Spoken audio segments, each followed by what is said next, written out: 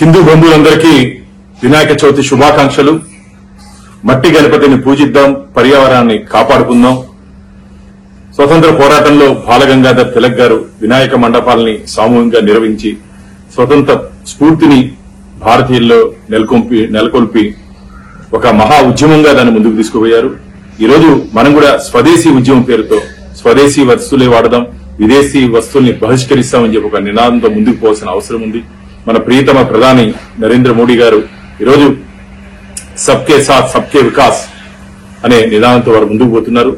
అందరం ప్రధానమంత్రి గారి మాటల్ని ఆచరణలో తీసుకుని స్వదేశీ వస్తువుల్ని వాడి ఈరోజు ప్రకృతిని కాపాడుకోవాల్సిన నైతిక బాధ్యత మనందరి మీద ఉంది. కాబట్టి పార్వతీపుత్ర పర్యావరణ మిత్ర అని చెప్పి ఒక నినాదం తీసుకుని మనం ముందుకు పోవాలి. మనం భారతదేశ పునర్నిర్మాణంలో మనందరం భాగస్వాములు కావాలి. భారతదేశాన్ని స్వర్ణ భారత్ గా చూడాలి. మీ అందరికీ మరోసారి వినాయక చవితి శుభాకాంక్షలు. గోవిందా నారాయణ. జై గణేష్.